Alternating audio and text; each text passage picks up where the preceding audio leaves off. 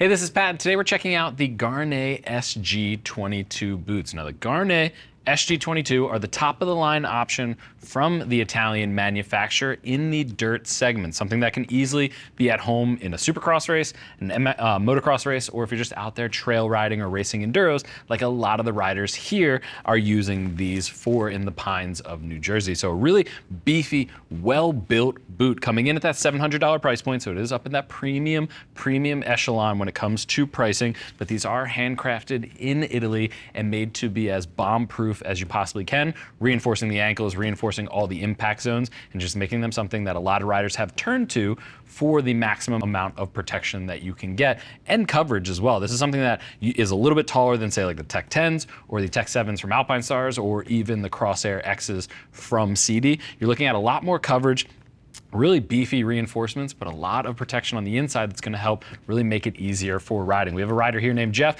He is actually just getting done with a tib-fib recovery after an enduro incident, and these were the boots he went to for the maximum amount of protection. He's got about 60 hours in them, really digs them, really likes the overall fit and the overall protection that they are offering. But before I get too long-winded on the war stories that we have here of everybody crashing, let's talk about some of the features. I talked about that they're $700. They do come in sizes ranging from 7 up to 14. You do get half sizes for those that are lucky enough to be a 9.5 or a 10.5, like myself. So the fitment is there. I would love to see a little bit more half sizes. Gaerne, if you're listening, love to see that just to make it a little bit more customizable for something that is maximum protection out there. You want to make sure that you're making it fit as best as possible. But talking about sizing, I am a US size 10.5. 10.5 fits me spot on in these boots. Their Euro conversion on the tags, if you open it up, are a little bit off. I think that's like a 45. Usually I'm about a 44 in there, but they are using US measurements, and a 10.5 fits me just spot on. Now, if you aren't lucky enough, like myself, to be a 9.5 or a 10.5, and you are between two sizes, I would recommend going down to the lower size.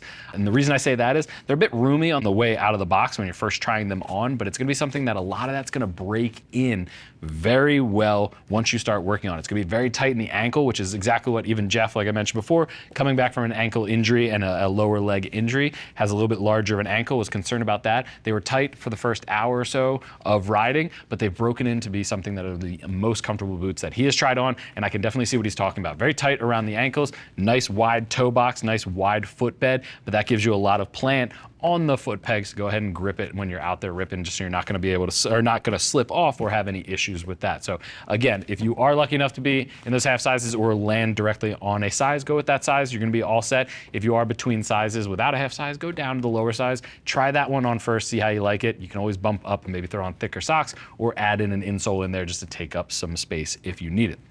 Back to the boots though, let's talk about the main construction. So again, I mentioned they're $700. There is a $730 Gore-Tex version, which is a bargain for Gore-Tex. 30 bucks more is actually pretty decent, usually like $100 to $150 more for a Gore-Tex version. If you need that, you are gonna reduce the amount of ventilation going through the boots and through your legs, but you are adding waterproof with the guarantee from Gore for that additional couple bucks. Otherwise though, it is a TPU main construction throughout with synthetic leather all the way running around in the key areas that you'd expect, like at the bellows and between all the TPU pivot points throughout. But let's start at the bottom, start working our way through these. Nice 3D molded front toe box, extremely low profile toe box. One of the things a lot of our riders here love these for is just how slim this toe box is, whether you're clicking underneath your shifter or you're just trying to hang on the bike in itself or kick out over a rock or something like that in an enduro section. You do have a nice slim profile, so it's not gonna be something that gets hung up or anything like that.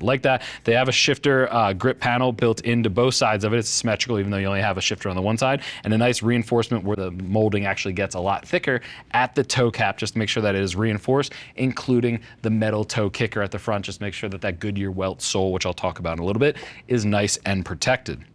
Running down the side, again, I mentioned the synthetic leather. One thing I always look for is a nice kicker off of the lower buckle, just to make sure that it is protected from debris, whether you're hitting a rock, whether you're hitting a branch or anything like that. You wanna make sure that that kicks off. This is the most prone buckle to having issues while you're out there on the trail, so protecting that is key. You get a little bit of it from the Gaerne logo and then a kick up off of there from the sides. You do have 4 buckles running down the side. It is a nylon reinforced plastic, but it also has metal built into the receiver. Now, typically, we like to look for metal on metal just for longevity's sake. Plastic tends to get the most beat up on the side of the roads, but I will say Gaerne's reputation on buckles is very good. It's something that a lot of riders out there prefer. It's nice and easy to adjust on the actual strap itself, and all the parts are going to be replaceable, so you can swap them out if you need to do so, if you lose one out there on the trail. Running back to the back, you do have a nice reinforced heel counter that starts at the side. One thing I'll call out to, you know, a nice lip on there if you are someone that's racing MX, or if you're doing some hot starts, you can go ahead and click into third with your heel counter on there. Not a lot of riders out there do it. Some do, and they always look for it. So I know a lot of the manufacturers add that ridge in there because it's an extremely easy addition in that. You do have a dual ankle pivot system to help protect the ankle from incidents, so you get nice protection and movement front to back, but you get that protection from the sides, something that you can't really bend to the sides. That's on each side of the ankle just to reinforce it, built underneath of this replaceable plate on the outside. Swinging up to the back, you do have a calf protector, and this is going to be a hyperextension, hyperflexion protector as well, just to give it somewhere to stop, but it's also reinforcing it. If your foot slips off the pegs forward, you don't want to hit that right on your calf, so that's going to give a nice bit of reinforcement at the rear. Swinging around to the inside, extremely flat interior. That's what you look for when MX boot or anything off-road. You want this to be as thin as possible because you're gonna be gripping the bike as much as you possibly can. So anything that you can get out of the way is awesome. It is a nice TPR, like a very tacky material on the inside, and that is matched down here with a replaceable piece down here. This is really where you're gonna be doing most of your grip, so I like that they added that panel in there. You're really gonna be gripping with your ankles and around your lower heel as much as you possibly can just to maintain grip on the bike while offering, like I said, even the inside of the ankle pivot system is nice and streamlined.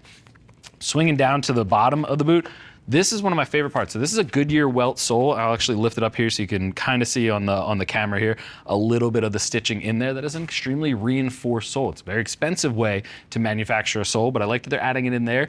It is something you can have replaced if you wear through it. But one thing I love about the soles on these is actually the grip pattern. So you have a nice smooth area that is very tacky. It's something that will grip a lot. Lots of area for your pegs to grip onto. And I like this ridge on the outside. If it's something that you're ripping on the outside, going for the rear brake, you have the option to grab it, but it is on the outside of the boot. My favorite part about that is if you're stepping off, maybe grabbing onto a rock to go over a boulder section or up and over a log, you have that grip on the outside, so it's gonna grab, but it's not gonna hinder any of the movements if you're looking to quick shift or actually just get as much tack on the rear brake as you possibly need. And I mentioned before, you do have the toe cap up there, and you do have a shank reinforcement running down the entire sole. So really dig that.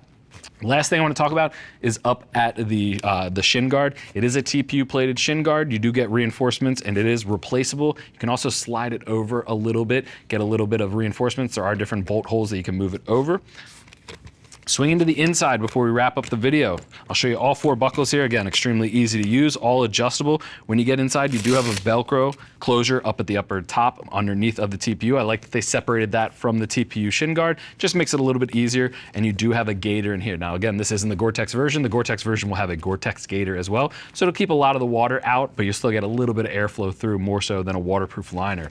Looking at the inside of the boots, you do get a grab handle on the inside, make it a little bit easier to take on when you're getting out there on the trails, and you get a little bit of 3D paneling on the inside just to help the airflow run through the entire boots, with some 3D mesh as an impact absorbing insole on the inside as well, just to add, if you are doing jumps, if you're casing a double or you're casing a triple, or you're just landing to flat maybe, you get a little bit more reinforcement from those shock absorbing insoles than you would with just a typical piece of plastic or rubber inside of there. But that's all for the SG22s. Again, something that a lot of us here are ripping around with, are using out there as one of the most bomb-proof boots available on the market. Made in Italy, something that they're offering as much TPU protection as they can with as much movement and ankle stabilization as possible, all for that $700 price point. And again, a very short break-in period and something that fits nice and tight and will protect you out there on the trails or on the track. But if you have any other questions about these, click that info button. That's going to take you over to the product page where you can read other rider reviews and see what other riders are saying about the new SG22s. If you still have questions after that, or if you're really confused on sizing, figuring out which Gaerne boot is right for you, give our customer service agents a call. They are all riders, happy to help you get set up on your next ride. I want to thank you for joining me and checking out the Gaerne SG22 boots. I'm Pat. I'll see you in the next video.